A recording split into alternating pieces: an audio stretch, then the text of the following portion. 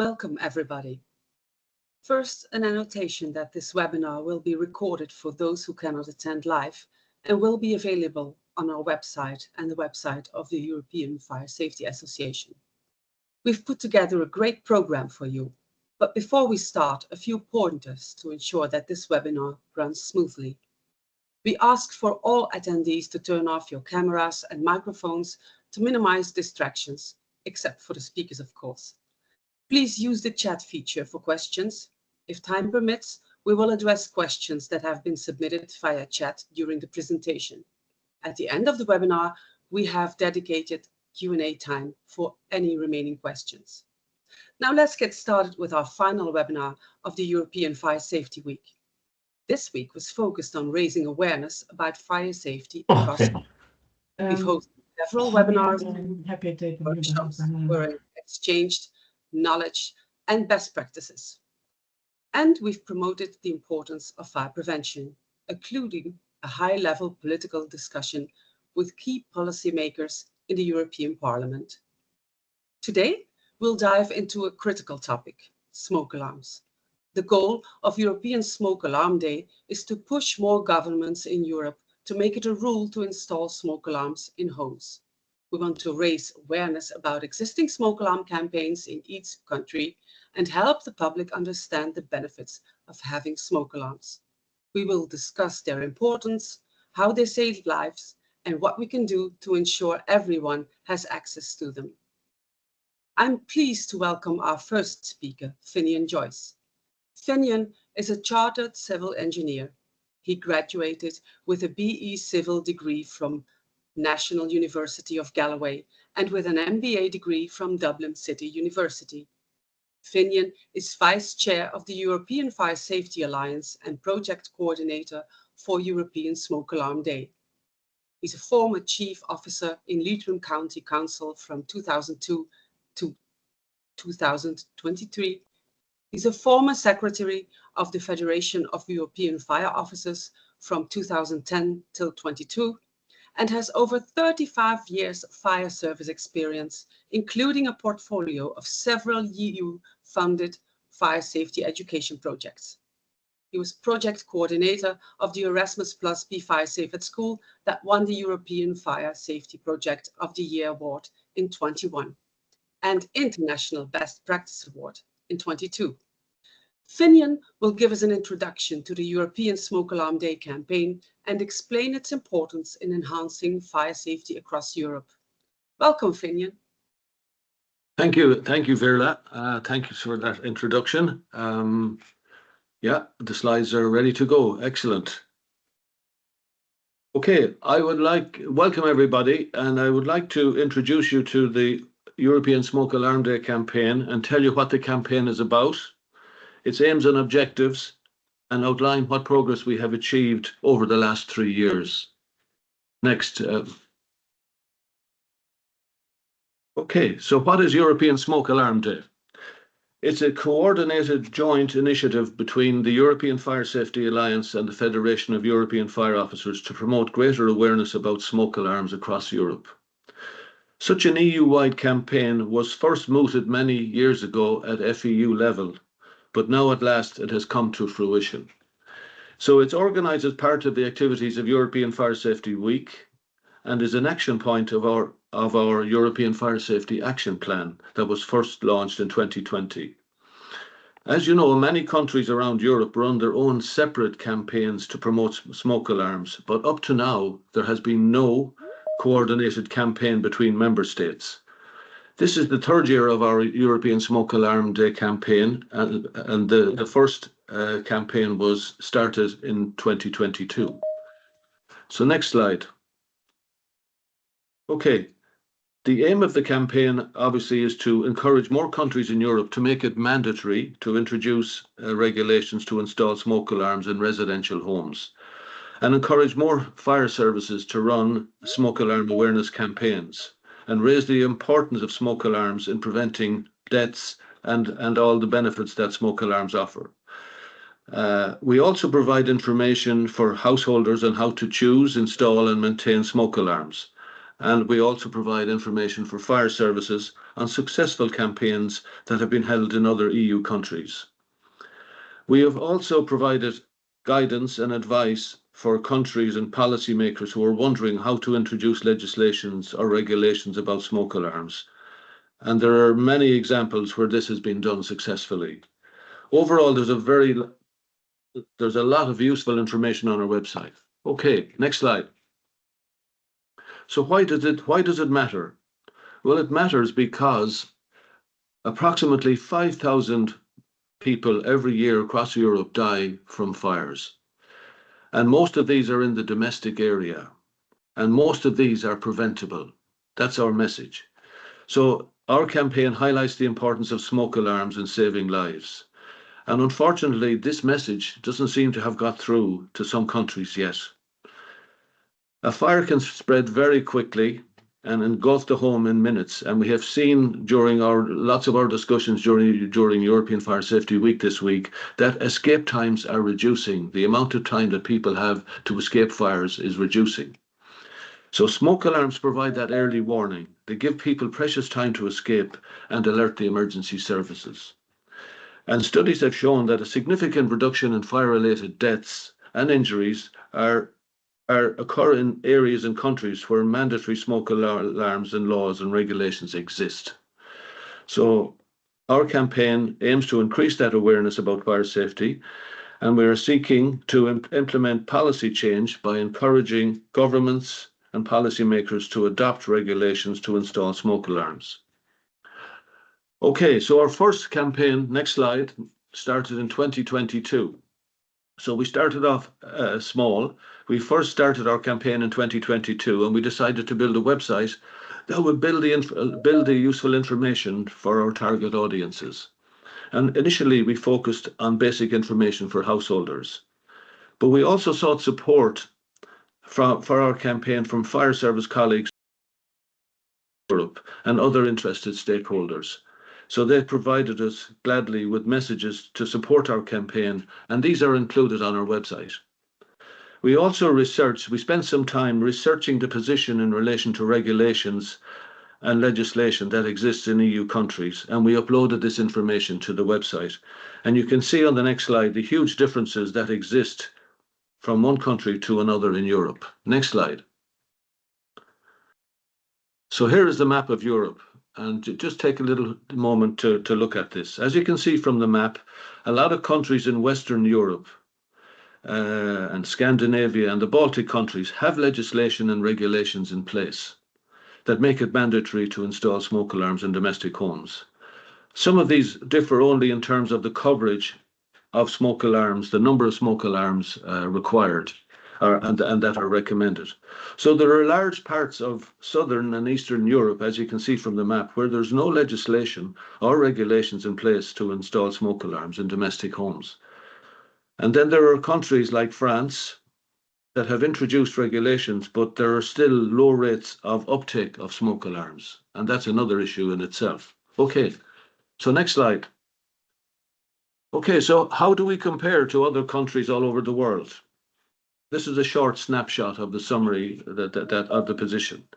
So as you can see, the picture is quite different from country to country. And apart from the USA, Canada, Australia, and New Zealand, the picture is quite worrying in terms of some of the biggest countries in the world in terms of smoke alarm adoption. Next slide. I'm going to move on now and just outline a summary of our campaign goals for 2023, the second year of our campaign. So this time we decided to adopt a slightly different approach and focus on 3 target countries, namely Spain, Poland, and Czechia.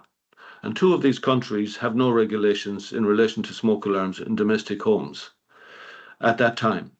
So through our colleagues in the FEU, we reached out to fire service colleagues to help to raise awareness about smoke alarms, and they became active in promoting awareness campaigns about smoke alarms using the material available on our website. And we translated the website into 3 additional languages. So we also designed smoke alarm leaflets that are useful for householders to tell them about the types of smoke alarms, how to install them, and how to maintain them, and where to install them. So we translated these leaflets also into 3 additional languages, and they can be downloaded from the website. And we also devised a social media campaign to spread more awareness about smoke alarms. And the social media campaign ran for 6 weeks last year in November and December. So let's have a quick look. Next slide. Progress achieved in Spain. As you know, in Spain, there are approximately 150 regional fire services, but there's little coordination in promoting the use of smoke alarms nationally. There's little national coordination. During Fire Prevention Week in Spain, the APTB and MAPFRE work in collaboration with up to 40 services to organise campaigns to promote smoke alarms. Our Spanish colleagues translated the website content and leaflets and social media campaign messages into Spanish, and they took full part in our social media campaign. And at the moment, work is underway in drafting some regulations in relation to smoke alarms, but progress is slow, and it may take another while before we see progress in Spain. But we're hoping that we will see some progress in Spain in the years to come. In Czechia, next slide, they have regulations in place since 2008, and they have a significant problem with fires in apartment buildings. And they used our resources to launch a fresh awareness campaign about smoke alarms, particularly in apartment buildings. And again, they translated the content and our messages and leaflets into the Czech language. And through the Czech Association of Fire Officers, they used our resources to provide a smoke alarm, more smoke alarm awareness in the Czech Republic. Next slide is okay. So of the 3 target countries in 2023, Poland made the most stunning progress. They took this opportunity to heart and really bought into the campaign. And thanks to the efforts of Robert Klonowski, one of our speakers this morning, who you'll hear from later, they really had a very successful outcome. And he was appointed as the national coordinator of their national smoke alarm campaign. They signed a letter of intent with the European Fire Safety Alliance, signalling their desire to succeed. And they launched the Smoke Alarm Under Each Roof campaign in 2023 and launched it in the Polish Parliament. So Robert will tell us more about the efforts of the success of their campaign in Poland, and we look forward to hearing more about that later directly from Robert himself. Next slide. This is a sample of the smoke alarm leaflet that we have designed as part of our campaign, and at the moment is now available in seven different languages. Next slide. This is a sample of the types of messages we have produced as part of our social media campaign that we launched back in November 23. I would suggest to you that please support our social media campaign, which is running again since the start of November and will run until the end of December. So we will show you more of these later in a further presentation. So next slide. So our campaign goals for 2024 was to add 3 further countries to our campaign. And so this time we added Hungary, Estonia, and Latvia. And Hungary is one of the eastern countries that has no national regulations in relation to smoke alarms. Estonia introduced regulations in 2009 and Latvia in 2020. And they were both happy to join our campaign this year to reinforce the messages about smoke alarms. And all of these countries have translated the content of our website and the smoke alarm leaflets into their own languages. And this brings to 7 the number of different languages we now offer our content. So Estonia has implemented a very successful campaign to reduce fire fatalities, and we will hear from Tuuli Taavet from Estonia later in the webinar about the part that smoke alarms played in that campaign. So in 2024, we also made an effort to redesign and refocus our website to target our messages on 3 sets of audiences, namely the householder, the fire services, and national governments and policymakers. And we added more languages and content to the website. And we also relaunched our social media campaign, as I said earlier, which is now up and running again for this year. So next slide. As I said, these are the 3 target audiences we have now focused our website on. And we have redesigned the content of the website to target these particular audiences. And Loreta, our next speaker, will show you how we have done this during her presentation. Next slide. Some of the key messages. Okay, that's fine. Some of the key messages we have included for householders and the elderly and vulnerable people as to how to choose, install and maintain smoke alarms. And this is the sort of information we heard during the week that householders wanted to know. And we have included lots of other videos and information. And also the recommended behavior on what to do on hearing a smoke alarm. Next slide. So for the fire services, we have provided examples of training programs to help firefighters to install smoke alarms in domestic homes. In some countries, firefighters are active in this way. And then we've also provided examples of smoke alarm awareness campaigns in other countries. Next slide.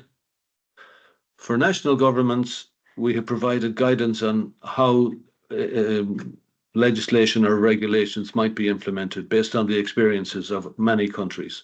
And hopefully you might find this useful if you're considering introducing regulations in the near future.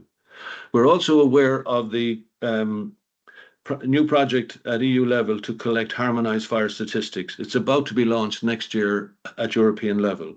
And we look forward to having these statistics available because they certainly will help us in our future campaigns. And we certainly believe that the EU can help us and have a coordinating role to help us in promoting legislation and regulations at national level. Next slide. Here we have messages of support for our campaign from a Spanish fire officer and also from Maria Walsh, the MEP for Ireland. So we have garnered support for our campaign from a large number of fire officers, I just selected these 2, but you can go on the website and see the many messages that are there in support of our campaign. And if others want to come on board and record such messages and provide them with us, we'd be glad to hear from you. So, next slide. Final one, I think. Hi, I'm Joyce. Okay, I won't run through those now, but you'll have access to those, and you can play them and show them to others in your countries if you feel that they will help in your campaign if you're running one. So, in conclusion, I just want to say that our coordinated EU-wide campaign, we definitely feel it is necessary. It will certainly help to save lives. It supplements national and local efforts that many countries run themselves. We have provided a lot of useful information for our target audiences, and certainly I would like to thank everyone who has continued to support our campaign. And we look forward to further developing this campaign and engaging further with you and maybe other countries who want to join us in the years ahead. So thank you. That's my introduction to the campaign. Thank you, Finian. We have one question, but I have to keep track on time, so that will be for later on, Don and Patrick. So our next speaker is Loreta Kelbauskaite Serpyte. Loreta believes in making a difference by generating ideas. She has founded LearnKey Lithuania in 2003 and has been working in e-learning world for over 18 years, consulting, shaping, creating, and implementing e-learning in educational and business sectors in Lithuania and Europe. Driven by her fascination of projects about fire safety and in the educational sector, she has been a part of multiple international projects, Be Fire Safe at School and FAFSIT, a fire safety and first aid education tool for pupils and teachers.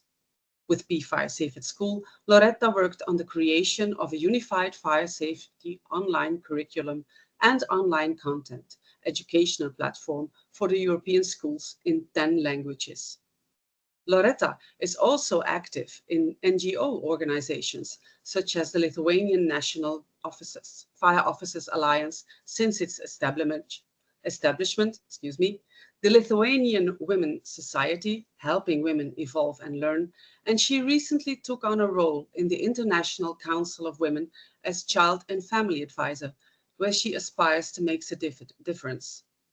Today, she will give us an overview of the European Smoke Alarm Day campaign website. She will demonstrate the creation of the online resources, how to navigate through the website, and review its structure and talk about the social media campaign. Loreta, the floor is yours. Thank you, Verla, very much. I am thrilled to introduce the Smoke Alarm Day campaign website. We can go with the first slide. So even though it's a couple of years old, this platform that you see has already become a vital hub connecting countries across Europe with essential smoke alarm safety information and tools. Let's dive in and explore what it has to offer. To check it out, you can visit smokealarmsavelives.eu or eusmokealarmday.eu. Or you can simply scan the QR code that you see on my slide and just join me in exploring the site together. The website and all of its information are available in 7 languages. And each year, as more countries join the campaign, we continue to expand by adding additional languages. Currently, as you see, the site is available in English, Czech, Estonian, Hungarian, Latvian, Polish, and Spanish. Next, please. On the homepage, you'll discover the campaign's goals, an introduction to our coordinators, and a list of our current supporters. We are always eager to expand our network and would love for you to join this important mission. Next, please. Further down the homepage, the site allows you to tailor the content based on your background. Whether you are from local government, fire services, or a homeowner, the website filters the information to meet your specific needs. Next, please. If you are a part of a national or local government, you'll gain access to European regulations, downloadable resources to support smoke alarm implementation and awareness efforts. Next, please. This section features an interactive map where you can explore smoke alarm regulations across Europe. For example, let's look at Belgium. I chose Belgium because with this week being European Smoke Alarm Day and Fire Safety Week, Brussels is hosting key events. And here is some great news about Brussels. As you may see, starting January 2025, smoke detectors will become mandatory in all homes in the Brussels capital region. Next, please. In the resources section for government representatives, you'll find eye-catching leaflets, clear guidelines, and inspiring examples from partner countries on how to successfully introduce smoke alarm regulations. Next, please. For fire service representatives, there is an entire section dedicated to essential resources like supportive messages, technical facts, success stories, and downloadable materials. Each year, we add more video messages to help promote the campaign. Let's watch one now from Stefan Wevers, president of the FEU, highlighting. Hello, I'm Stefan Wevers, president of the Federation of European Fire Officers, a network representing fire service leaders in the 24 European countries. As FEU president, I'm delighted to offer our support for this new European campaign, namely European Smoke Alarm Day.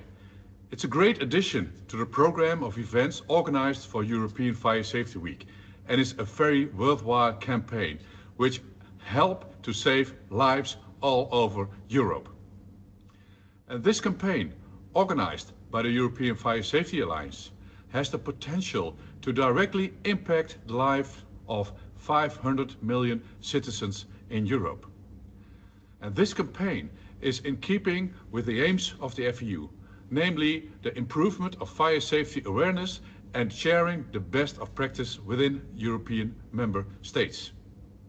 So I would like to congratulate everyone involved in organizing this campaign, and I can assure you that we will do everything we can as fire service around Europe to encourage more citizens to install smoke alarms in their homes. So I encourage our fire service colleagues around Europe to support this campaign, to make it. And it's very important because smoke alarms save lives. So do it. Exactly. Next, please. Now, my favorite part of the fire service section is the success stories. Fire service work is intense, and those stories shine a light on the incredible impact they have. Our latest story comes from Poznan, Poland, showing how a simple smoke alarm saved lives. These stories are a must-read. They beautifully illustrate the life-saving power of the small yet crucial device. You see 3 of them here in the picture, and they saved lives, and they still work. Next, please. The download section is a real treasure for fire service representatives. It features the fun and interactive 120-second game, social media materials, and informative leaflets in 7 languages.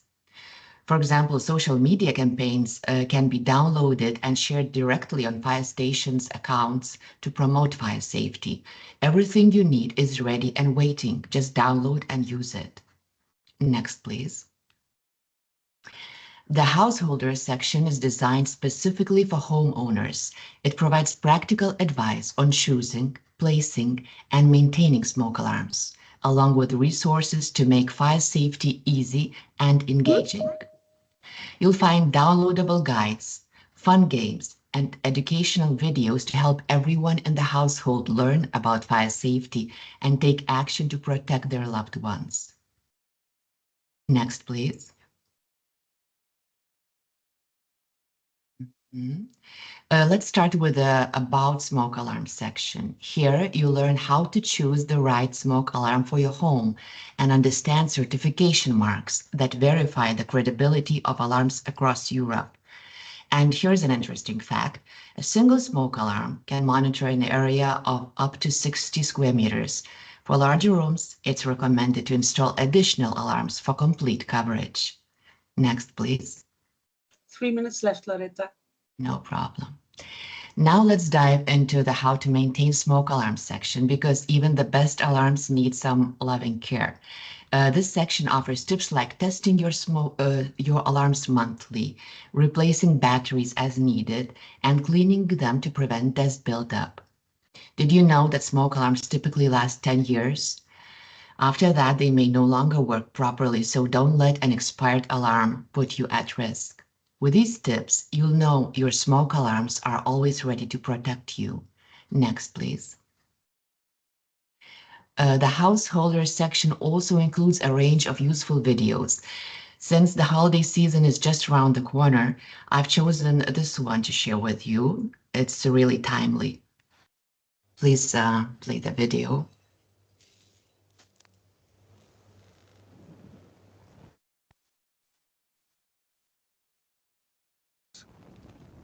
You could die from smoke inhalation. A working smoke alarm can save your life. Test your smoke alarms regularly, remove obvious dangers, and have a planned escape. This video shared by the Government of Ireland serves as a powerful reminder that having a working smoke alarm at home is essential to protect your family, pets, and property during the holiday season. Next, please. For even more fire safety tips and updates, be sure to follow us on our social media accounts. The more, the merrier. And stay informed, stay safe, and remember just how crucial fire safety is. Thank you. I think I'm good with time, yes? That's very good, Loreta. We even have time for one question. Carlos Schelling asks if there's any timing for translating the website into other European languages like French and Dutch. I do believe this question can be answered by Finian. Thank you, Loreta, for that. Thank you for that. Yes, we would love to include more languages, and we would like to reach out to people in other countries who would like to help us to do this. There's no particular timing, but if somebody offers to come on board and help us to translate these materials, we'd be more than delighted to hear from you. So contact us afterwards, and we would love to talk to you. Thank you. So now I'm pleased to announce our next speaker. Thank you, Loreta. Thank you. Dr. Engineer Sebastian Festag. He's a safety scientist. After the study of safety engineering at the Bergische University of Wuppertal, he was scientifically active at the University of Wuppertal and the University of Applied Science Furtwangen. He received his PhD in safety engineering at the University of Wuppertal on studies about the human factor. Since 2011, he's with Hackathon, where he heads the market development since 2017 and is member of the management board. Since 2015, Sebastian is president of the Society of Safety Science, member of the European Society of Automatic Alarm Systems, and executive committee. He's member of the Executive Management Board and head of the Department of the 14 of the German Fire Protection Association. He is a member of the Executive Management Board of the Safety and Security Division of the German Electro and Digital Industry Association and the head of the Technical Committee, Fire Detection and Fire Alarm Systems. He's a lecturer at the University of Wuppertal and Otto von Guericke University. Sebastian is present today to give us an overview of the smoke alarm campaign in Germany and their experiences with the smoke alarm obligation. The floor is yours. So thank you very much. Please confirm that you can hear me. Okay, sounds good. Perfect. So ladies and gentlemen, welcome to my presentation and thank you again for the kind introduction and for the invitation for this presentation. So I would like to give you a short overview about the smoke alarm campaign, or let me point out the smoke alarm obligation in Germany, which we have analyzed. As you can see in the background of this slide, there are many facts and cases in the media and in public that proves the benefits of smoke alarms. A small question. Can these cases also be confirmed statistically? Can the benefits be assessed quantitatively? Has the number of fire fatalities been reduced as the main goal of smoke alarms and the smoke alarm obligation? Question mark. And I would like to answer this question in the next 4 slides. I have just 4 slides, but I have to explain all of this detail. Please let us move to the next slide. So the first issue is that we have to take a look to the number of fire fatalities in Germany. We have pointed out the fire fatalities due to accidents and to the exposure of smoke, fire and flames. And let us go a little bit closer to the cases at home. Please click on the mouse. And what you can see on the right y-axis is the number of fire fatalities which are expressed on this diagram at dots, right? On the left x-axis, you can see the fire fatality risk at home. It means we take per year the number of fire fatalities as a risk component, the severity of the risk, the deaths, the fatalities, and on the other hand, we take the number of fatalities related to 100,000 inhabitants. So with that, we can talk about the frequency or the likelihood as a second part of risk. So, and now we take a look from one year to the next year, what happens to the numbers on the one hand, and on the other hand, what happens to the fire fatality risk. And you can see here the bars, the black bars are the fire fatality risks before the first introduction of a smoke alarm obligation in Germany. And then you see the green bars, which expressed the installation of the smoke alarm obligation, and then the retrofitting for existing buildings in dark green. So, and now we take a look what happens on the statistical way with the introduction of the smoke alarm obligation in Germany.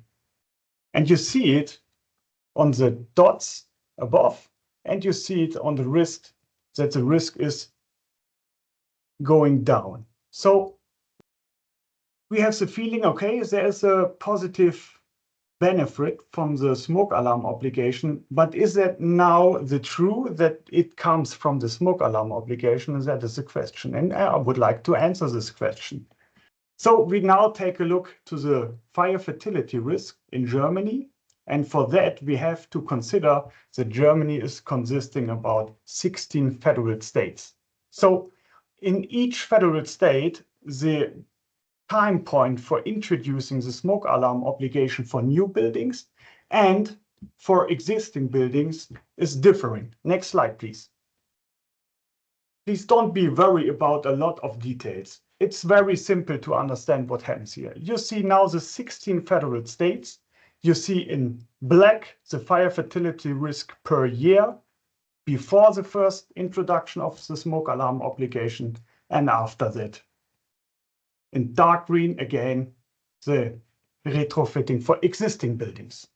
And what you now see, for example, at first for Baden-Württemberg as one federal state, how the fire fatality risk is decreasing. So, declining, sorry. So, and that we have analyzed for each federal state. For 16 federal states, now we see there are different time points and some experience where you can see, okay, what happens in each federal state. Well, the most effect which you can see is in Mecklenburg-Western Pomerania. It's here in the middle point. And you can see that the fire fatality risk, for example, the black bars shows a fire fatality risk in mean of 0.67, and then it is declining to 0.19 and 0.26. So, and what does this express? I would like to make a short assessment. Are there interesting and really significant effects or not? Next slide, please. So the methodological approach for this analysis is that we take a look what happens before and after the introduction of the smoke alarm obligation in general, and then we have divided into the smoke alarm obligation for new buildings and existing buildings. For each federal state, we make a significance test. Are the difference big enough to say, okay, there's a really effect visible? And for that, we have here the formulas which express the difference between the mean value before and after oriented on the standard failure and the sample variance. So that is the methodical approach per federal state. And please click onto the mouse. And for the overall effect for Germany, we have to consider that we need another significance test. That are the details how to assess the significance for dependent samples. And you bring here the points for all federal states. That are the mathematical functions which we have to consider for the assessment what happens. Next slide, please. And that is the last slide. I would like to explain this slide. What you can see now is on the x-axis the federal states in Germany, 16, and we have the fire fatality risk at home. And related to 100,000 inhabitants per year, there you become a dot. And you have seen that for the time period before the first introduction of the smoke alarm obligation, there in the most cases we have a lot of years. So, and you will become for the time period before more points, and these points are expressed by this so-called box plot. As you can see in Baden-Württemberg, the black box shows you a variance, minimum to maximum, and in the middle, a box. And in the middle of the box, round about the middle, you see the mean value. And this is the mean value for Baden-Württemberg from 1998 to the time point for introduction of the smoke alarm obligation. And you become the mean value. So, and now you see what happens after the introduction of the smoke alarm obligation in Baden-Württemberg. You can see that the fire fatality risk is going down. So you can see, yes, there's something happened, not in one case, in all cases in Baden-Württemberg. And the same picture comes if you take a look to Bavaria. You can see the fire fatality risk before the introduction and after the introduction, up to the time interval to 2022. That is the data set from 1998 to 2022. And in the middle of this, in all federal states, to a different time point, you have the smoke alarm obligation. And go from federal state to federal state. Bavaria, it's going down. Berlin, you see how high the fire fatality risk is before, and then it's moving down after the introduction of the smoke alarm obligation. And the effects are very, very big here in Berlin. Next one, Brandenburg. You see the fire fatality risk before in the distribution. Please take a look to the mean value in the around about in the middle, going down. And then in green, it moved down. Next one, Bremen. In Bremen, you see a high distribution that comes because Bremen is a small federal state, and we have only a few cases of fire fatalities for luck in this federal state. So the distribution is relatively high, but you see that the mean value is going down. Next one, Hamburg, same situation. You see how it moves down. Next one, Hesse, it goes down. Mecklenburg, Western Pomerania, the biggest effect, as I have expressed before, from the time point before, it moves down after the introduction of the smoke alarm obligation. Lower Saxony, same situation.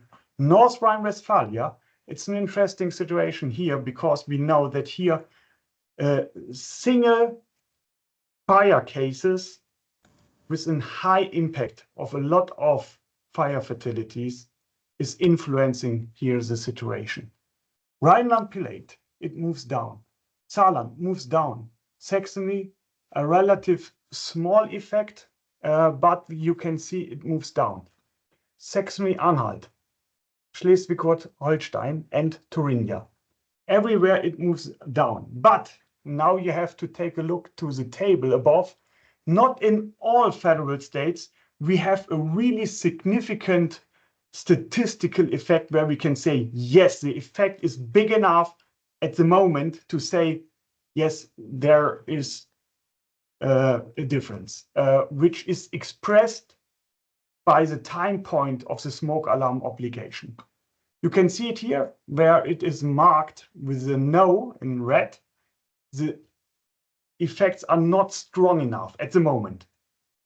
But please take a look to the right point, and here we see what happens for the overall effect with the significance test for dependent variables. And here you can see that if you list down all federal states and you bring it together, you can see that there is a significant effect due to the smoke alarm obligation for Germany. And that shows, yes, we are on the right way. Okay, next slide, please. And I would like to bring you the key message. What you can see from perspective of statistics, And it is only one perspective. There are a lot of other perspectives, but on this perspective, you can see in Germany, yes, the smoke alarm obligation has a strong, significant effect, and it is effective. It is a very good example to show how to reduce fire fatality risks. So everything what I have explained very fast, you can read here on this article, which is published in the Fire Safety Journal. It's an open source article, you can read it, but the data set which I have shown you today is a very new updated data set. So that's from my side, and thank you very much for your attention, and I'm available for questions. Thanks. Yes, Sebastian, thank you very much. There are a few questions already. So one of the questions is, does the proximity of a fire station to fire have any relevance on the results? I have not investigated this question. You can investigate this question, but I do not have done it.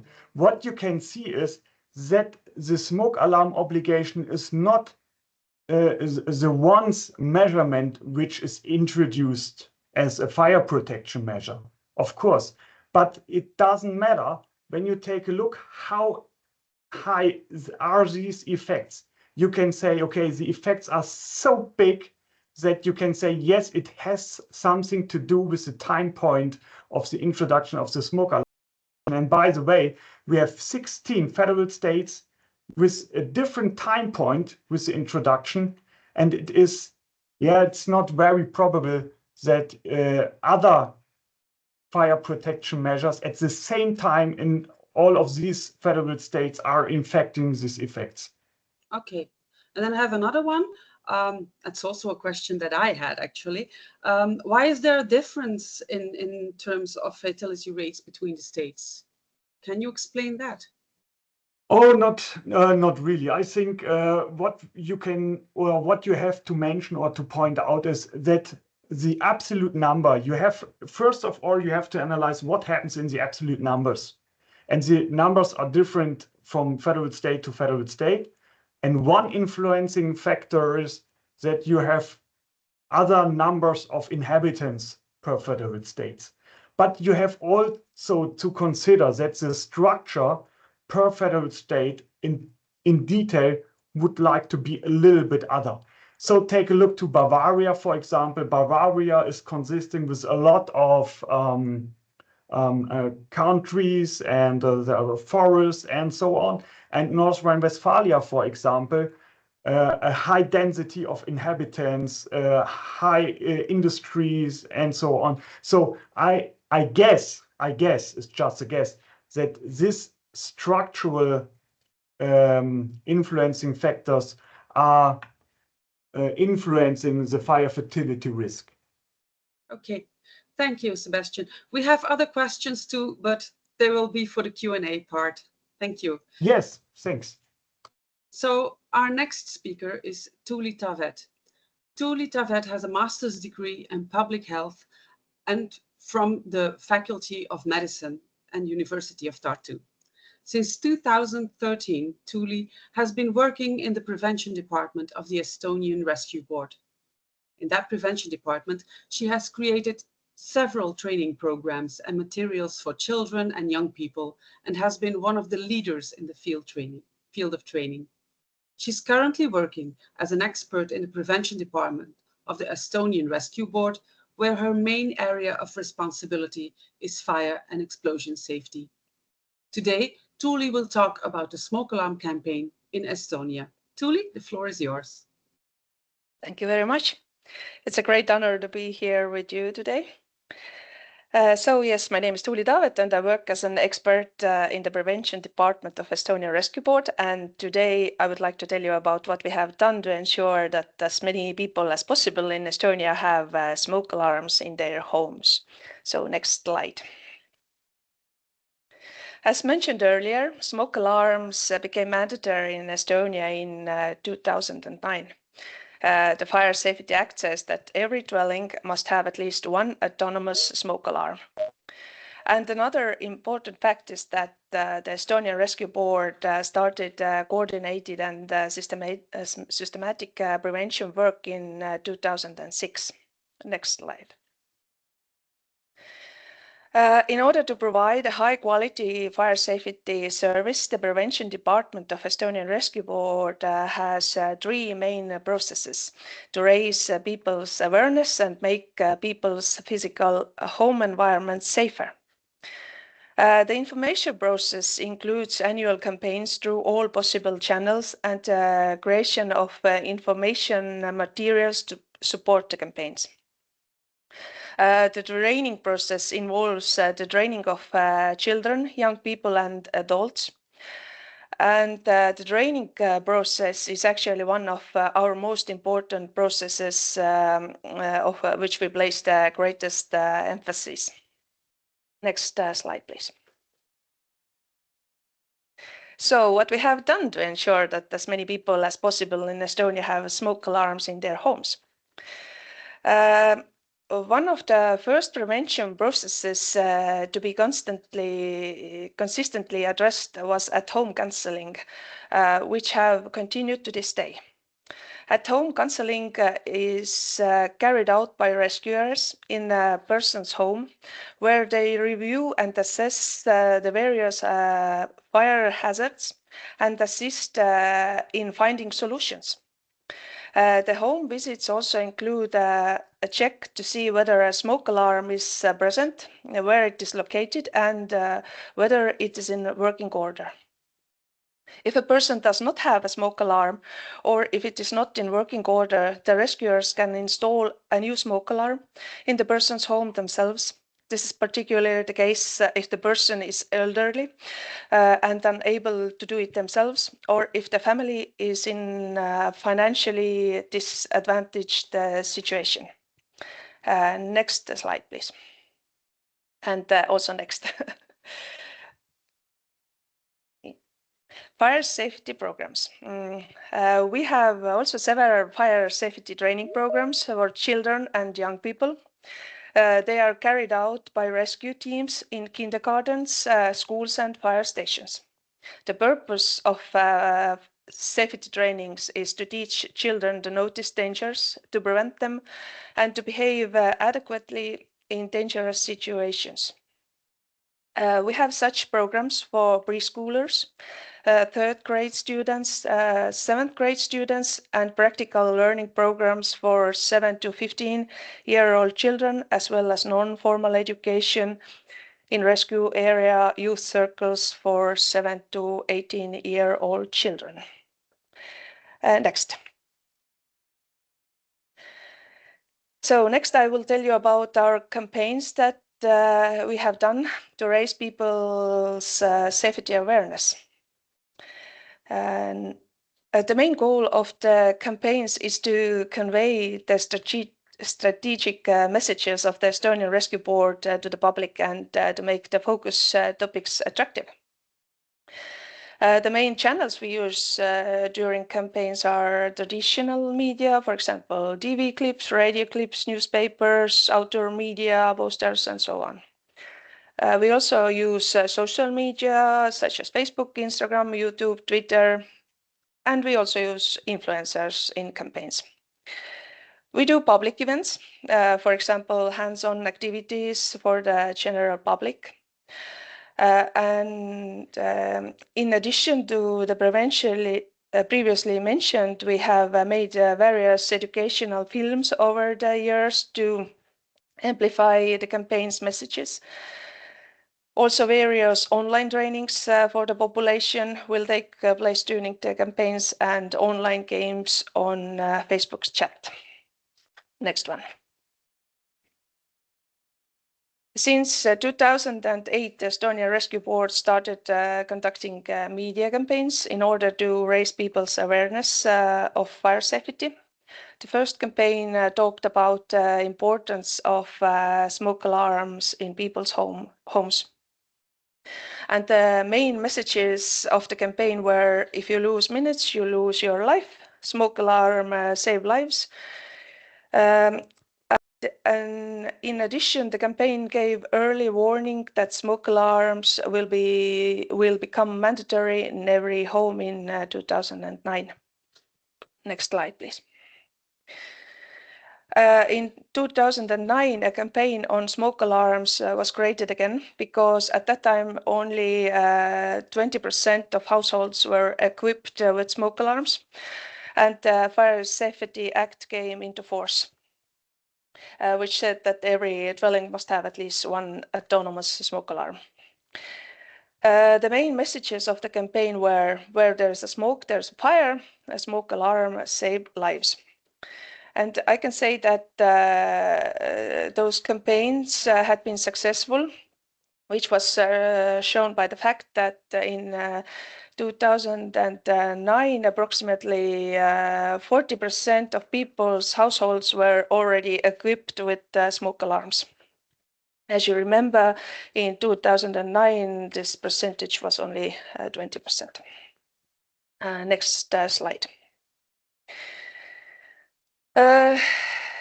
More visuals from the 2009 campaign, where the main message is still that smoke alarms save lives. In addition, messages have been added about what kind of fire accidents have happened to the people in the picture. Next slide. The 2010 smoke alarm campaign focused on the need for smoke alarm testing. The main messages of the campaign were test the smoke alarm every week. Only a working smoke alarm can save lives. And in addition, a telephone number was advertised through which people could ask for all kinds of advice related to fire safety and water safety. Next slide. The smoke alarm campaign of 2011 focused on helping elderly people with smoke alarm testing and battery replacement. The main messages of the 2011 campaign were, if your parents are not so vigorous, go help them. Check the condition of their smoke alarm and help change battery. Next slide. By 2012, the Estonian Rescue Board had created a new website that told people about the prevention of fire hazards at home. The campaign helped to introduce the website to people and also talked about what kind of fire hazards are hidden in home environment and what helps to detect fire early. The main messages of the 2012 campaign were, do you know that most fire accidents start from smoking in the room, broken fireplaces and broken electrical systems? You may not realize it, but there are surprising number of flammable materials in your home, and only a working smoke alarm can save lives. Next one. The main message of the 2013 was that check the smoke alarm at least once a month and help your loved ones to do the same. Next one, please. Our experience shows that the clarity of the message is increasingly important in the information society. So this campaign visual from the year 2016 said that check once a month. Next one. Also, rescuers were used as influencers in the campaign promoting smoke alarm testing in 2016. And now we are making a small leap in time because the intervening years we focused more on water safety. And now we get to 2021 and 2023, where we had a carbon monoxide sensor campaign. And next slide, please. In 2021, the carbon monoxide gas sensor became mandatory in all residential buildings and non-residential buildings with ovens, wood stoves, and fireplaces. So the main message of the 2021 and 2023 campaigns were A carbon monoxide sensor is now also mandatory in homes with an oven, wood stove, and fireplace. Next one, please. And in 2023, we once again had a campaign that emphasized the importance of smoke alarms. The campaign used a real family that had lost their home in a fire accident. And the main messages of the 2023 campaign were a smoke alarm saves lives. Check the smoke alarm once a month. And next one, please. The 2024 fire safety campaign focused on various technologies and solutions, including smarter smoke alarms, which are also important to prevent possible fires in the home. And the main message on the outdoor posters was a working smoke alarm will save your life, even if your home and lifestyle are safe, but your neighbors is not. If necessary, order at-home counseling. So next slide. Now I will show you a diagram of how systematic prevention work in Estonia has helped to reduce the number of people killed in the fire accidents. As you can see from the figure, in 2006 there were a total of 164 people who died in the fire accidents. However, I would like to remind here that systematic prevention work was started in Estonia in 2006, and smoke alarms became mandatory in 2009. Just as the number of people killed in fire accidents has decreased, so has the number of residential building fires. 3 minutes, Tuuli. Yes. And today we are in a situation where about 75% of Estonian residents are fine with smoke alarms. For example, they are installed correctly, are not out of date, and so on. However, the problem is the remaining 25% where people still haven't installed a smoke alarm in their home, haven't installed it correctly, or the installed smoke alarm is no longer working because it's out of date. Next slide, please. So, our future technology. In Estonia, on average 40 to 50 people die in fire accidents every year. Careless smoking is the main reason why people die in fire accidents in Estonia. Smoke alarms are often missing in the homes of smokers because they interfere with their daily living habits, the habit of smoking in the room. Alcohol abuse often goes hand in hand with careless smoking. And as a side note, about 22% of Estonian residents are daily smokers. So we had to do something to solve this situation. And because we had a concern, we took it to the scientists who started developing a new technology. Next slide, please.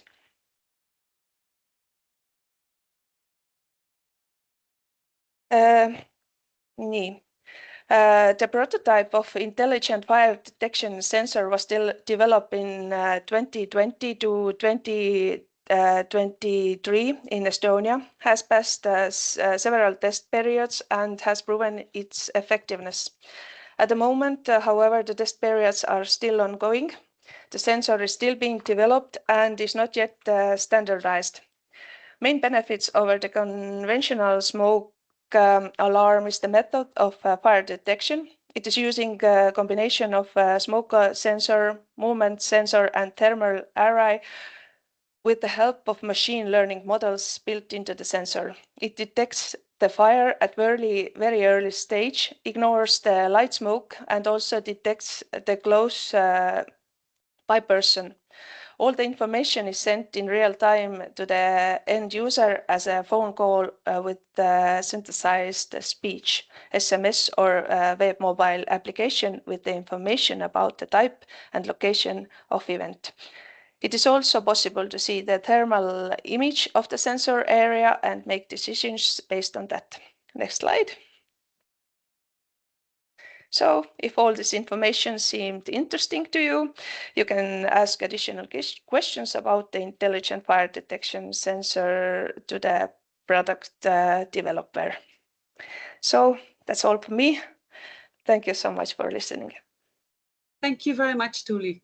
I suggest we have a 5-minute break now, so we will rejoin at 12:10. See you later.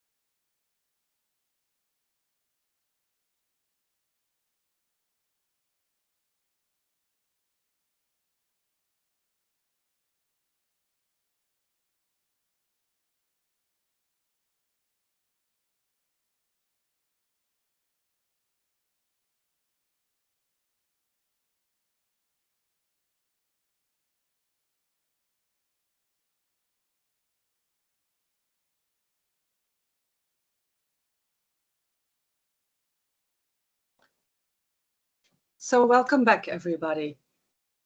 Now I'm pleased to introduce to you Thorsten Teichert. Thorsten is chair of the Euro Alarm Task Group Domestic Life Safety. It's in this role that he contributes to the Smoke Alarm Day. He's head of standards and regulations at EI Electronics, Germany. EI Electronics manufactures smoke alarms with a factory in Ireland. And he's convener at Sinelec Technical Committee of a working group that works on domestic hazard warning systems. A convener is in standardization working groups kind of chair. He leads all meetings and discussion, but also organizes all the formal stuff. And he's from many other engagements and other German international standardization organizations, commissions and associations. Thorsten is 61 years old, he's married and has 2 adult children, and he's since about 30 years in the fire detection business. He was a volunteer fire officer for 25 years.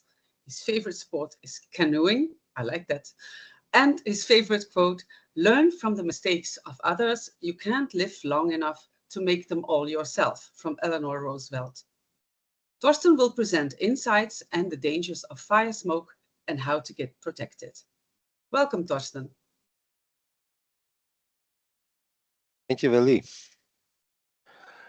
Yeah, I'm very delighted to tell you today something about fire smoke and give you some insights on dangers and how to get protected. The next slide, please.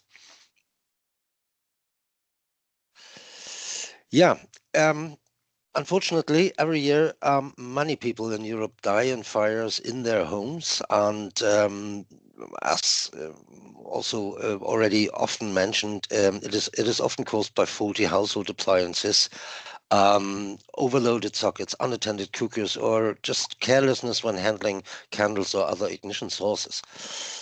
However, the fact is, the fire itself, means the flames, is usually not the cause of death.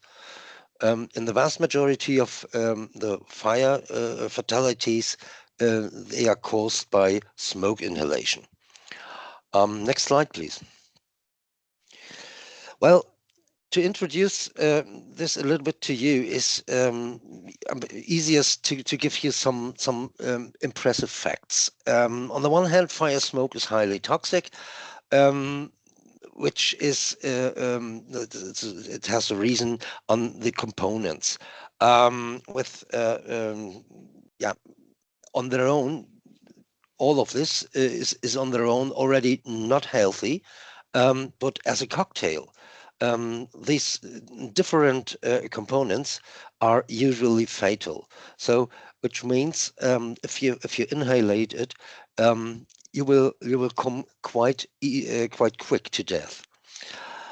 The second point is, which everyone knows, of course, fire smoke restricts your view, and it can happen in a frighteningly short time that you completely lose your orientation, even though you are quite familiar with the premises you are in. It may happen in your own home, in your own flat, in your in your house, that you are completely lose your orientation. Third fact, it's one of the worst cases a firefighter can face in a call out is the fact that children under 6 years of age are particularly at risk in case of a fire, as generally they rather tend to hide than to flee from any dangers. And in this case, as the fire or the smoke is the danger, they also tend to hide than to flee. And this is one of the major points. Yeah, next slide, please.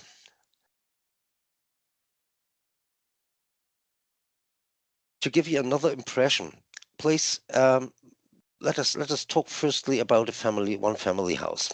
As an example, just to give you an impression and to have a relation to what I tell you then. One family house has around more or less 80 to 100 square meters of living space. A normal ceiling height in Europe quite often around 2.50 meters, and thus a volume of about 200 to 250 cubic meters. If you fire 1 kilogram of paper or cardboard, this 1 kilogram will release around 800 to 1,000 cubic meters of smoke. And please now think at your home currently, today, think of how many kilos of not yet disposed newspapers or advertising brochures or whatever do you have at home now. Let's talk about foam rubber. Take 10 kilogram of foam rubber and you will have the effect that around 20,000 cubic meters of smoke will be released, which means at the end of the day, this is nothing less than a 3-seater sofa, a standard 3-seater sofa, what you may have in your home currently. And bring this together, an example, what you just heard from the Estonian campaign. Have an idea that you sit on the sofa, have a cigarette in your hand, and then you get to sleep. Yeah, and then it can happen that you suddenly have a fire. Think about your refrigerator. The refrigerator is really impressive because this one is able to release around 2 cubic meters of smoke per second when burning, which means that this one family home I introduced to you at the top of the slide with around 250 cubic meters will be completely filled up to the ceiling with smoke after only 2 minutes. So in this case, survival is nearly impossible, and which means, on the other hand, you will generally you have the problem to deal with the smoke and to deal with the fact that you may lose orientation, that you cannot see things, that you cannot see where you are, and more or less after just 30 seconds, you're already into serious problems finding your way out. The way out of your own home. So this is just to give you an impression what it really means when a fire breaks out in a home. Next slide, please. Now we come to a myth that unfortunately persisted for more than a decade and is repeatedly spread on social media. Some people claim that they do not need a smoke alarm and they are not afraid of dying from fire smoke during sleep simply because they have a dog. And okay, dogs are known to smell very well, and he will take them up in the fire in the event of a fire. That sounds good, but in fact, it is true. The dog's sense of smell is up to 10,000 times better than that of humans. A little bit depending on the dog's breed, but it is better anyway. Unfortunately, it is also a fact that the dog's sense of smell is switched off, exactly like with humans, when they sleep. So your dog is there; it has a perfect smell, but he will die with you together. Next slide, please. And another myth. Some people claim that they do not need smoke alarms because they already have carbon monoxide alarms installed. At a first glance, that seems to make a lot of sense. After all, fire smoke contains, among others, carbon monoxide. And so it should be enough to have a carbon monoxide alarm. Nope, definitely not. This assumption is potentially a fatal error. Question is why? Next slide, please. Of course, it is reasonable and important to have a carbon monoxide alarm, especially if you use combustion appliances to heat your home, or if you have any gas-powered appliances in your home. Carbon monoxide alarms are good to detect carbon monoxide, but they are only the reliable protection against CO poisoning, which is still a real danger in most of the homes in Europe. In terms of fire, the problem is that in the early stages of a fire, the CO concentrations in fire smoke required to trigger the alarm are usually not contained. And that means you must have left your dwelling in these early stages. You mostly, you mostly have only 120 seconds to escape. And within these 120 seconds, it is usually not the case that a carbon monoxide alarm will sound. So carbon monoxide alarm will help you to get not poisoned by any CO sources in your home, but it will not help you in case of a fire. So if you want to equip your home best, then install both types of alarms. Next slide, please. And a conclusion. Every country in Europe has, of course, introduced some basic fire prevention measures for residential buildings. Important prevention measures. But all these measures may fail, and if they failed and a fire breaks out, then smoke alarms are usually your last chance to be warned of fire smoke in time to rescue yourself, and especially at night when you are asleep. Next slide, please. The last two presenters in this webinar today showed us that installation of smoke alarms apparently leads to a significant reduction in the number of fatalities caused by home fires. The question is, do standards also help with this? Next slide. And to say it already now, the answer is yes. On the left-hand side, we have a product standard that is harmonized under the Construction Product Regulation and is therefore binding in all EU member states. And its clear specifications and tests on safety and performance therefore ensure that every product that can call itself a smoke alarm and is purchasable in Europe is a good product. This is valid all throughout the EU. Looking to the right-hand side, in countries where smoke alarms are mandatory, there's usually also an application guideline. And this application guideline explains how and in which rooms or corridors or spaces in a home smoke alarms are to be installed, and in many cases also stipulates that regular maintenance should be carried out and how this should be done. So in fact, if you follow these application guidelines or even installation standards in some countries, you will do the installation work perfectly and will be best protected. The next slide, please. Last minute, Thorsten. Thank you. The national application or installation standards for smoke alarms in residential buildings understandably vary from country to country, but in some points all of these agree in principle, and this is simply because these points are based on common sense and recognized facts. And common sense and should be used always. After all, a lot of things come naturally if you just think about what you are currently doing. Next slide. First point is common sense points into the right direction.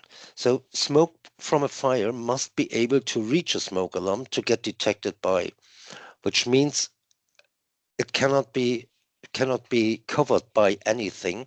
Installation behind a curtain is definitely not a good idea. Smoke alarm rises due to the thermal effect of a fire, which means the smoke alarm is best placed on the ceiling and not on the wall.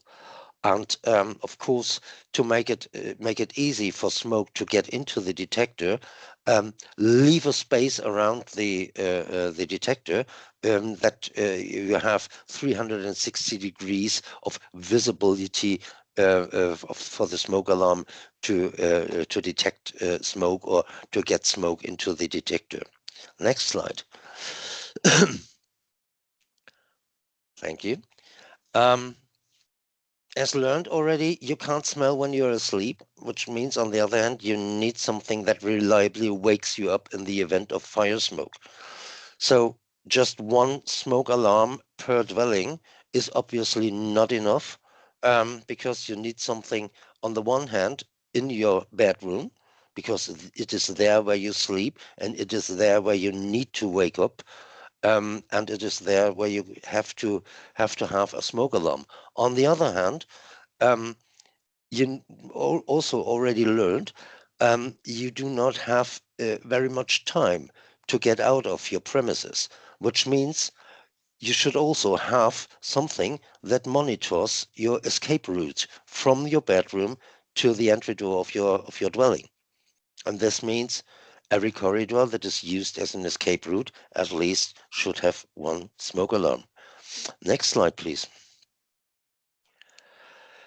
Also, we already learned children are more likely to hide from fire than flee, and therefore they need special protection for their parents. So it is a clear recommendation. If you have children, please do not only install smoke alarms, but also interconnect them. And in this case, regardless where and in which room a fire ignites, all smoke alarms will sound at the same time. Regardless where you are currently in your dwelling, you will get, as a parent, you will get warned, and you are able to rescue your children in time. Next slide, please. We already talked about this, and Weisman once said that if you are not 100% sure about something, then check it so that you can be sure. And this is also valid for smoke alarms. Check them regularly. Check them at least once a month is a good idea. At the end of the day, only a working smoke alarm can reliably protect you. Next slide. Also, a known fact, nothing lives forever, and neither do smoke alarms. So there are scientific studies, and experts all over the world agree, latest after 10 years, a smoke alarm is to be replaced. This is, on the one hand, because electronic components are subject to an aging process. On the other hand, the smoke detection chamber inside the smoke alarm, it will get polluted over time by normal dust from its immediate surroundings. The smoke chamber is open because smoke must get in, and that consequently lead to the fact that also dust will get in, normal dust. So all this leads to a reduction in the ability to detect smoke, and after 10 years, this negative influence is so great that a smoke alarm will most likely no longer be able to work properly. So it's important to know that a smoke alarm must be replaced after 10 years, even if the battery has not yet run out. Next slide, please. That's the last one, please. We have no plan B. Everyone knows it. So think of your planet and dispose of your smoke alarms at the end of their service life in a sustainable and environmental friendly way, because there are so many valuable raw materials contained in the smoke alarm for which a second life is definitely possible on the one hand and makes a lot of sense on the other hand. Next slide, and thank you. Thank you very much, Thorsten. We have no time for questions, so it will be for later on. So Shane Lyons will be our next speaker. Shane is Director of Business Development with EI Electronics, the market-leading Irish smoke and gas alarm manufacturer. Shane is with EI Electronics since 2004 and focused on Europe. He's frequently involved in standards and legislative change in the areas of residential fire and gas, and at a national and European level. Shane will be representing and presenting the analysis of the experiences of fire officers at fire incidents. Shane, the floor is yours. Thank you, Verla, and I'll be brief so we can catch up on the overrun from Thorsten. So earlier on this year, we were discussing anecdotal evidence from different European countries that where smoke alarms may be a requirement, but the fire officers regularly report no alarms, alarms not installed, or alarms with batteries absent when attending fire scenes. Now, experience shows us that most deaths happen in homes that are not equipped with working smoke alarms. And in the comments earlier on, we saw that reflected from the comments from our colleague in Norway. Similar here in Ireland, I think it's in the UK as well. The figures say that up to 50% of fire deaths happen in homes that are not equipped with alarms. So we decided to survey the FEU members to see what their feedback was. Now, the response level was low, so it's not statistically significant, but it is giving us a general picture of what is there. So next slide, please. So how often do firemen encounter working fire alarms during house fire incidents? So you can see always in only less than 6% of cases, often approximately a quarter, sometimes, and then rarely and never, because obviously across Europe, smoke alarms are not obligatory in all countries, and even in those countries, the uptake can be quite low. An example I had this week was when we were talking to some of the people in Brussels, that they said if you walk down any street in Brussels where smoke alarms have been obligatory for several years,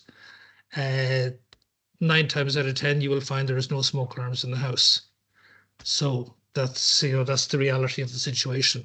The legislation either needs to be enforced or people need better awareness campaigns. Next slide, please. So what type of smoke alarms are most commonly found during house fires? And in over 90% of cases, battery-powered smoke alarms. Battery-powered smoke alarms are what have been legislated for throughout most of Europe. But hardwired smoke alarms are required in Ireland, UK, Netherlands, some Scandinavian countries, and that's generally in new build situations where they're required. Smart smoke alarms, again, less than 10%.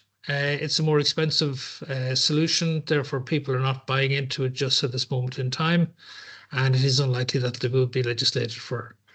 Heat alarms are there as well, again, only in countries where heat alarms are a requirement. Heat alarms go in the kitchen. They are designed to prevent false alarms, but still they should be interconnected with the smoke alarms in the property to ensure there is an earliest possible warning of a fire in the kitchen area. And there was another as well, which I assume, we didn't delve into it, but we assume it is carbon monoxide alarms. Okay, next slide, please. And what do the fire officers think of the efficacy of the smoke alarms in alerting? Exactly, very effective, over 85%. And then the other 15% was somewhat effective. Again, a lot of the time, this is based on the location of the alarm. Is it correctly installed? Next slide, please. So identifying the common reasons for fire alarms failing. Battery failure, obviously, is the key one that has been identified. If you just click on that again, Douglas, you'll see a smoke alarm here. There you go. So in the case where the smoke alarm has the battery removed, the standard requires that you should not be able to put the smoke alarm back on the ceiling or close it if the battery is absent. However, I've come across cases where batteries still in their new wrappers are installed, or people put in the battery upside down to avoid having to be able to replace the alarm on the ceiling. Second one is malfunction due to age. As Thorsten pointed out there, 10 years is the optimal life for a smoke alarm. After 10 years, they should be replaced. Every alarm has a replace by date. Therefore, you should pay attention to and know when your alarm needs to be replaced. Lack of maintenance, like all products, these can accumulate dust. You can have spider webs. Therefore, we recommend people do regular maintenance of their smoke alarms. Incorrect installation. Notice if you click again there, will see a smoke alarm installed right in the corner of the room where there is stagnant dead air. There's very little smoke going to get into that area. Therefore, you would have a delayed installation. And that is typical. It's either incorrect installation such as there, or the smoke alarm being located in an area where it will not detect smoke until it's too late.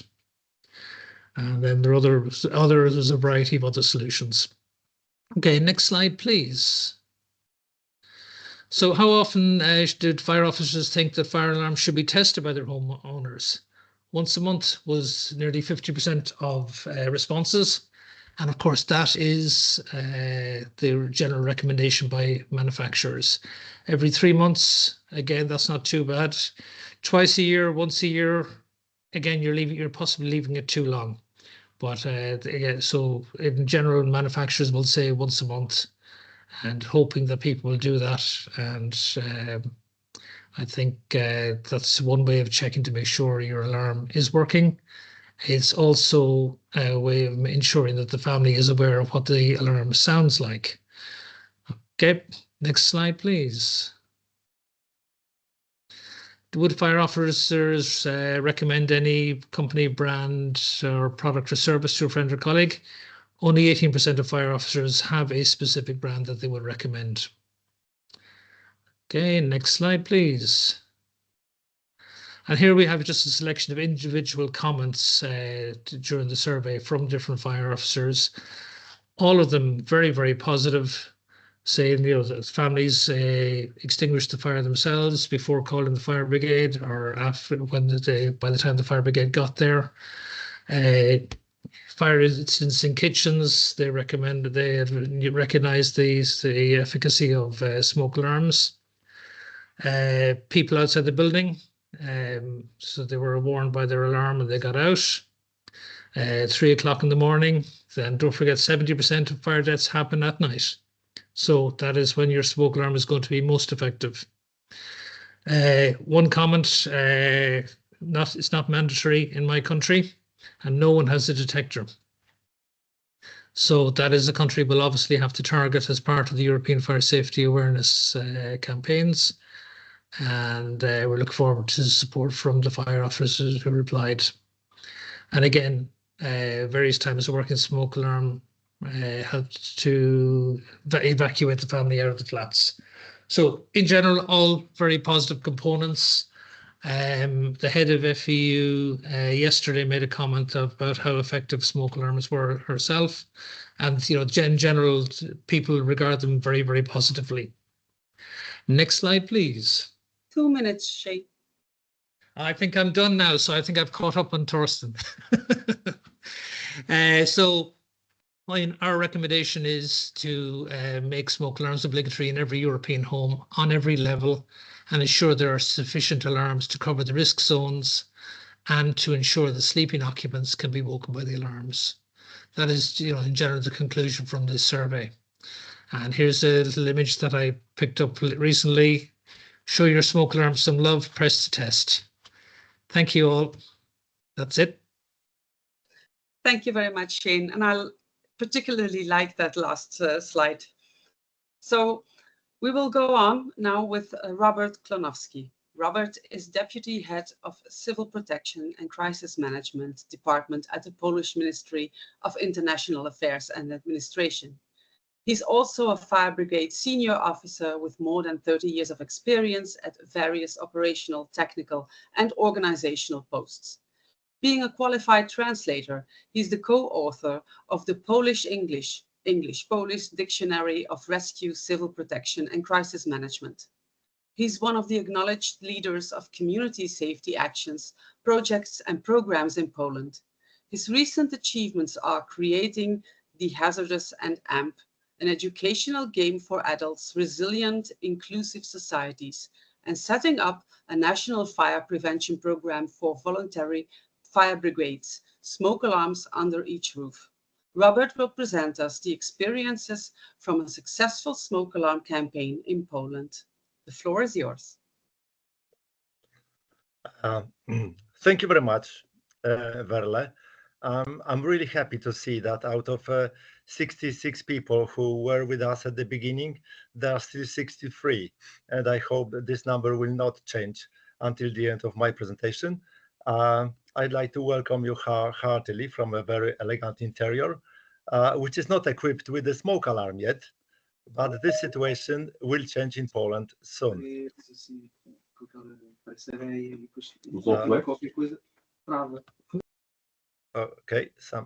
Someone was intervening. Next slide, please. I would like to say that this the title of this presentation was a little bit too far-fetched. We have introduced a campaign, a nationwide campaign, but whether it's successful, I don't know yet, and we will see. Hopefully next year it will be, but it is on the right way. It is on the right way, I must say. Please, next slide. I would like to start with a few graphs to show you the fire situation in Poland. First of all, this is the graph that shows the number of fire deaths and injuries in Poland for some last 15 years. As you can see, at the beginning of the century, we lost 500 people in fires in Poland. Today, we lose 500 people in fires as well. So that means that all the investments that we have made in the fire brigade, in our fire protection system, and all the actions that we have carried so far have been unsuccessful. And we need to think something else, to look at the best practices from other countries and implement them in Poland. And that's exactly what we have done. Next slide, please. There is also another interesting statistics. When we compared the number of fires in individual houses and in the apartment houses. We can see very clearly that the number of fires in individual homes have risen over the past few years. So that was another trigger and food for thought for us that we need to do something to change this situation. Next slide, please. And I've been personally involved in several actions and projects in the community safety areas, as Verle said at the beginning.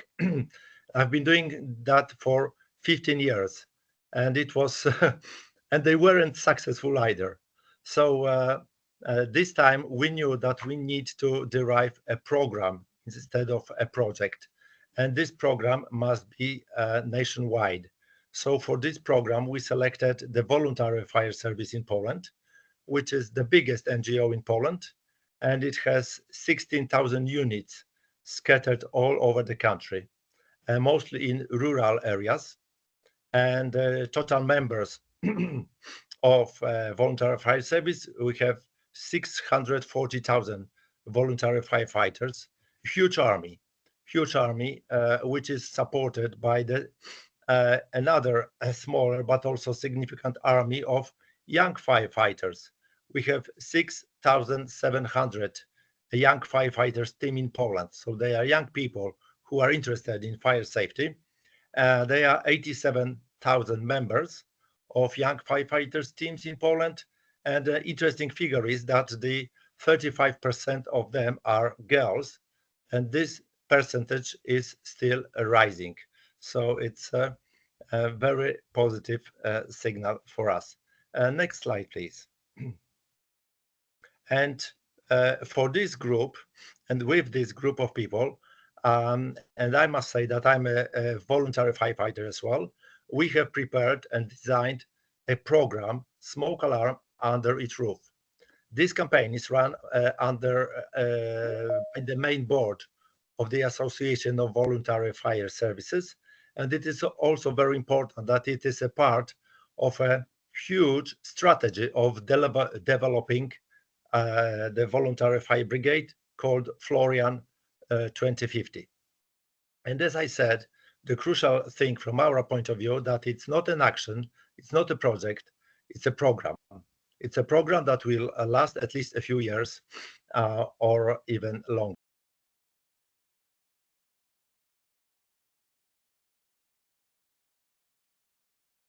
Only to fire, also other modern dangers are taken into account. This program is open to all voluntary fire service units in Poland. Let me remember, 16,000 of them can be part of this program. And this program is based on a free, accessible IT tools. It's a program webpage, and we have designed a special program webpage for this program, and you can see the address here. It's www.testbezpieczeństwa.pl. Of course, it's in Polish, but if you would like, you can easily translate it with your tools. Next slide, please. This is the homepage of this program. It's a short. There's a short introduction, and there are these green buttons that from the left they represent the news. So all the news that all the things, important things that happen within this program are presented in this updating section. You have the list of the fire units that are involved in the program. You can apply your own fire unit here in this program through the green button in the middle. And also there is the information about the personal protection data which is required in such situation. The green button, the red button is interesting, but I will tell you a little bit more about the red button later on. So please remember the red button. Next slide, please. For the purpose of this program, we have carried a special fire risk analysis of Poland. It was calculated quite easily. We have summed up a number of fires in all the municipalities in Poland, and then we have divided the total sum by 10,000 people. And the results were quite surprising for us, that we can see that the fire threats are significantly higher at the border, especially at the northeast of Poland and at the western border of Poland, and also the southeast corner is also very fire risk affected. So that was so we knew where our actions should apply in the first place. Next slide, please. So the core of the action are the home fire safety checks, and the idea that I brought from the UK in 2009. I know that in many countries it is also carried out.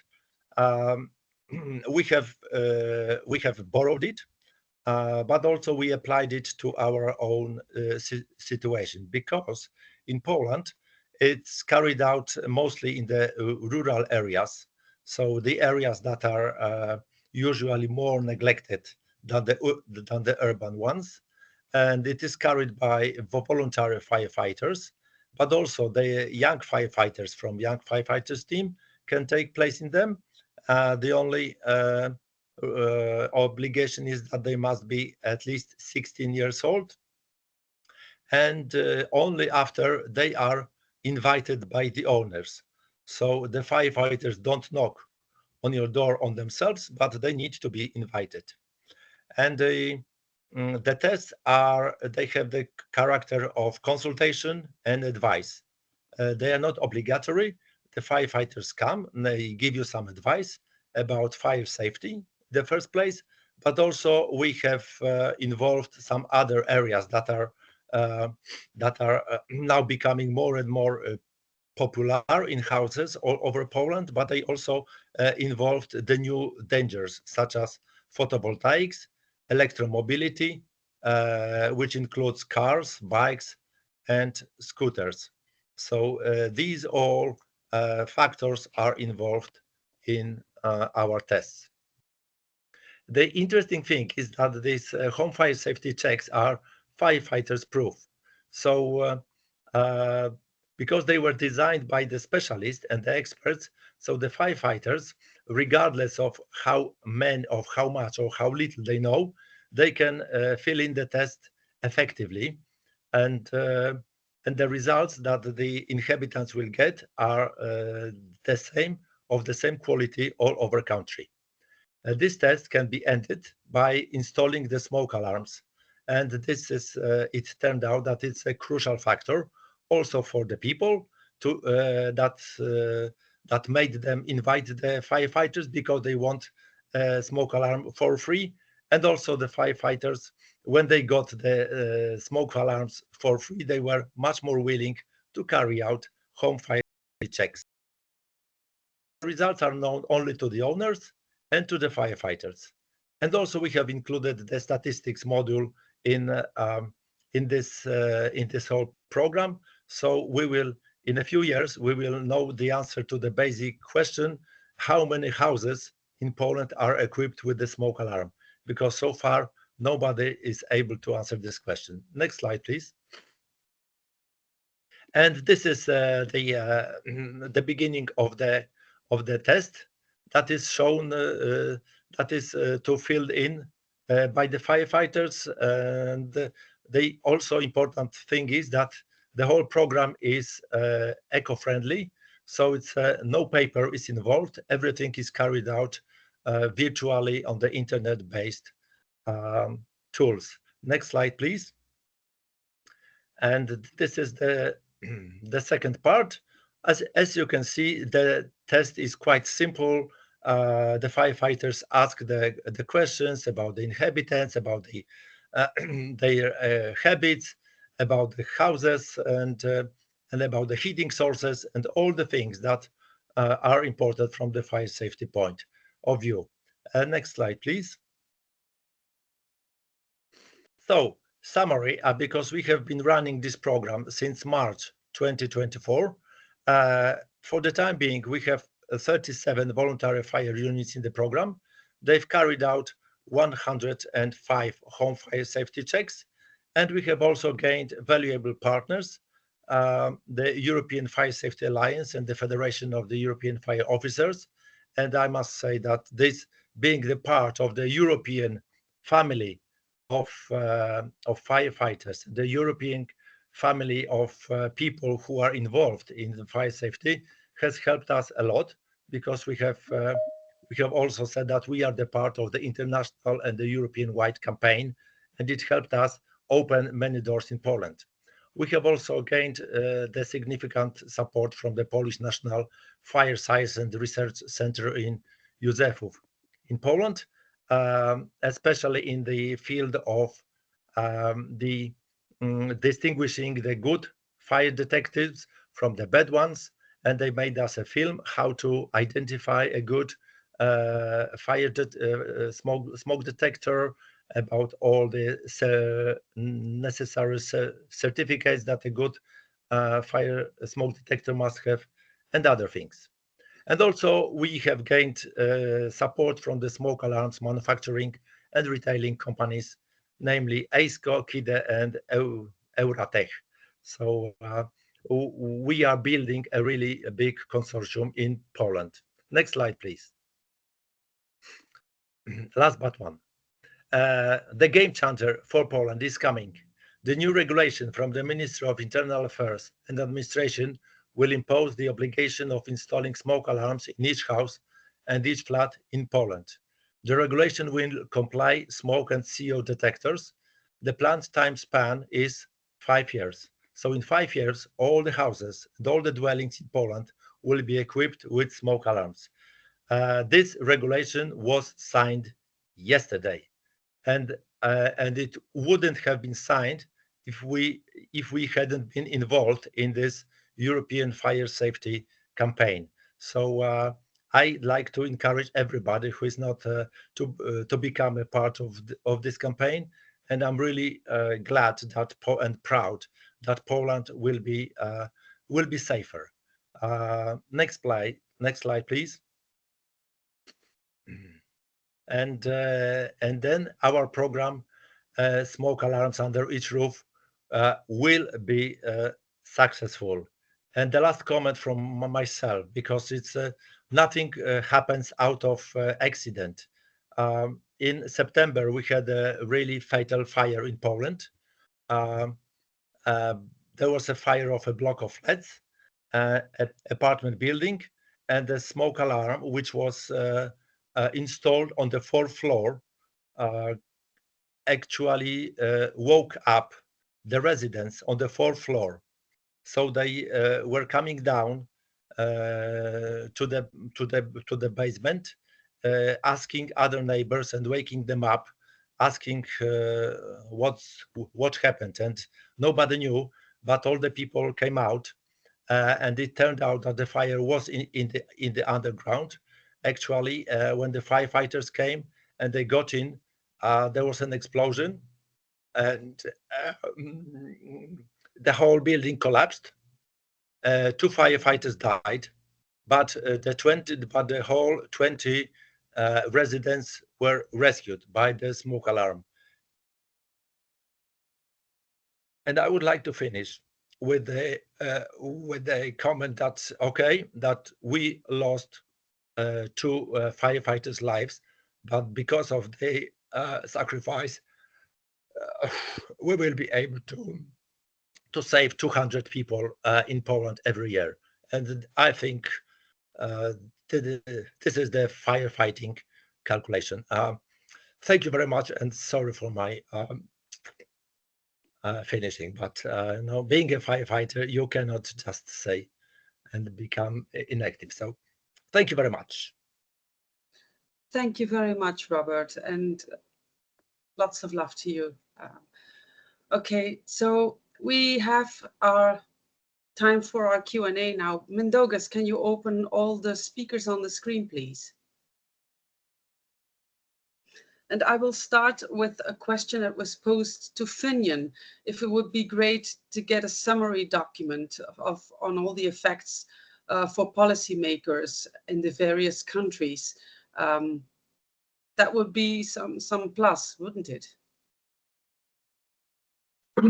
Yes, absolutely. That's a piece of work that we'd have to follow up with by contacting all the various countries to gauge the impact that the smoke alarm obligation in these countries has delivered. And you've seen the scientific research and study that Sebastian in Germany did. Okay, it's something that we can have a look at, and we will make an effort to do that, maybe as part of our campaign for next year. Good. I also had a question actually for Sebastian, who isn't here anymore, but perhaps somebody else can answer. So Sebastian showed the effects of smoke alarms and on the number of casualties. But how could we say that it's just smoke alarms? Don't you think that fire safety education programs have some involvement too? And how do we separate the effects on the measurements? Somebody?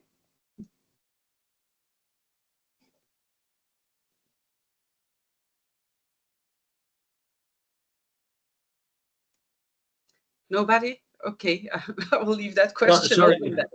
Sorry, Virla. In terms of fire safety education about smoke alarms, there are education programs out there that we can highlight or mention. For us, that we were involved in for school children. That's all I can point to about the campaigns that we were actively involved in ourselves as part of Be Fire Safe at School. That's one area that was included on that program. Yeah, I was more thinking about how could you be sure if the effects of just the legislation of installing fire alarms, and then looking at the number of fatalities, there's not a one-to-one correlation. So we should always be careful about also other effects, like, for example, fire safety education programs. So it was just a note for me. Then I only had other questions for, actually for Sebastian. I have one also for Robert. Somebody asked for a copy of the home fire safety check. Robert?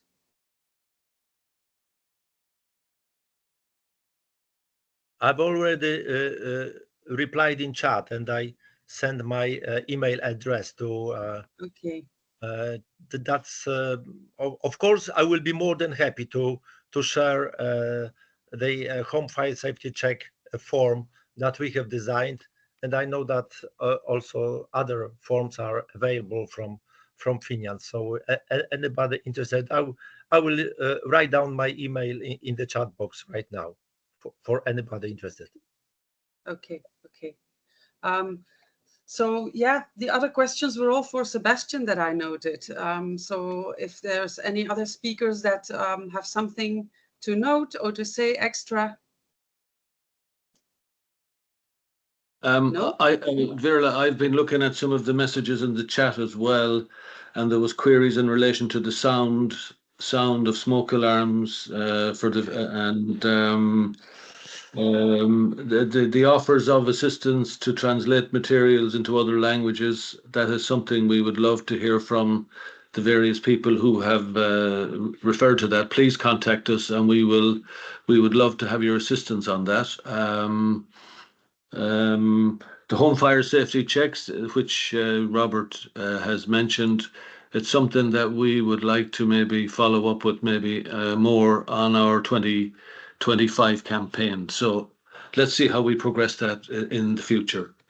Okay, so perhaps maybe one word for the regarding the alarm tone of smoke alarms.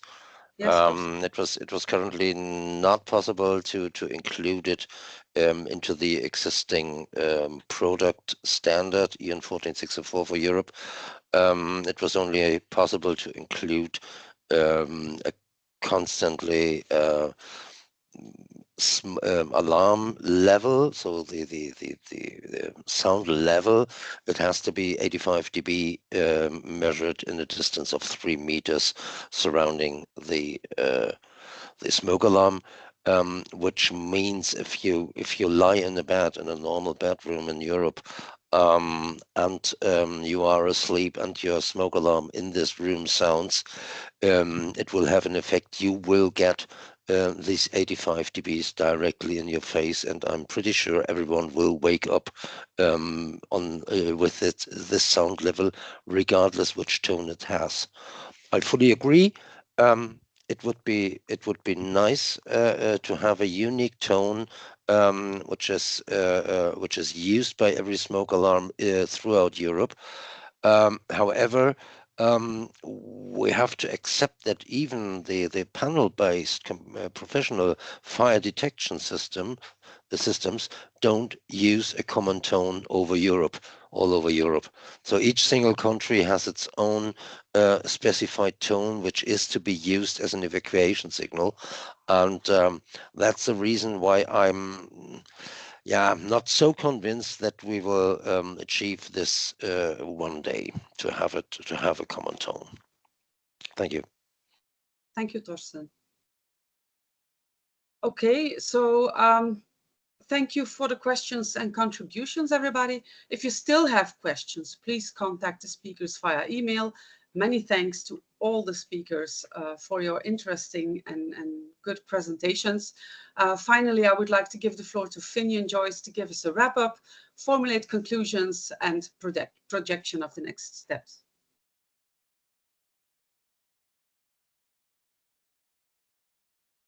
Yeah, thank you, Virla. I had just produced 1 or 2 slides before today, but I think if Mindaugas can upload those for me, it would be great.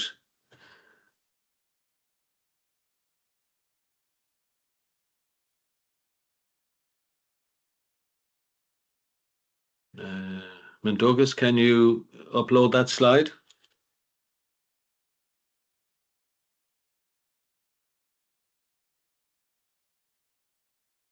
Okay. If not, I'll just summarize and basically say that you know, if ever we wanted evidence that a European-wide smoke alarm campaign is of benefit, I think from this morning's contributions and the engagement we've had with all of the participants on the webinar, I think we have seen that it is absolutely essential and makes a huge difference. And I think even since we've started our campaign just a couple of years ago, we have made a difference, I would like to think. And we are making progress, and it's going to be small steps. We have gradually built up our resources that we have available and the expertise that we have within the group. And all of this European campaign is just a collaborative effort among stakeholders at European level. And certainly, if there's offers, we'd welcome offers of assistance going forward and the sharing of knowledge and so on. And you have seen evidence today of the impact of the smoke alarm campaigns we've had in Germany and in Estonia. It's been amazing the impact that has contributed to the saving of lives in Estonia. If only we could extend that further in more countries in Europe. One thing that came out of Tuuli's presentation was in relation to the clarity of messaging. That's one thing I took from her presentation. It's very important in relation to the clarity of information. And of course, we kept the icing on the cake till the last with Robert, with the news that, you know, we would like to think that our efforts on the European-wide Smoke Alarm Day has contributed in some small way to the progress achieved in Poland. And that is fabulous. That is the best piece of news we could have today to wind up our webinar, and it's fantastic to think that's the impact it has made in Poland. Thank you for your continued support for the campaign. If you do want to get involved or help us in sharing or improving the website and our resources and translating them into more languages, or if you would like to get involved in our campaign for 2025 and be one of those new target countries, please contact us because we would love to hear from you. Thanks to all the speakers for putting together all these fabulous presentations. Thanks to Virla for doing a great job on moderating our webinar today. Thanks to Loreta and Mindaugas in LearnKey for hosting the presentation. You did a super job. Just to let everybody know that the recordings of all of these presentations are going to be available for anybody to on our website, that if they missed out today, that they can pick it up later. And there's lots of valuable information there that people would love to catch up on, I am sure, in the days and weeks ahead. So thank you, everybody. Thank you, Finian. And I will wrap up as the last person. Thank you for joining us today. Remember, smoke alarms save lives, and every home deserves protection of a smoke alarm. Let's make it our mission to ensure every family has one. By working together, we can create a safer future for all. Let's continue to raise awareness about the importance of smoke alarms. Visit our campaign website to discover how smoke alarms can save life and enhance fire safety in European communities. Thank you very much. Until the next time.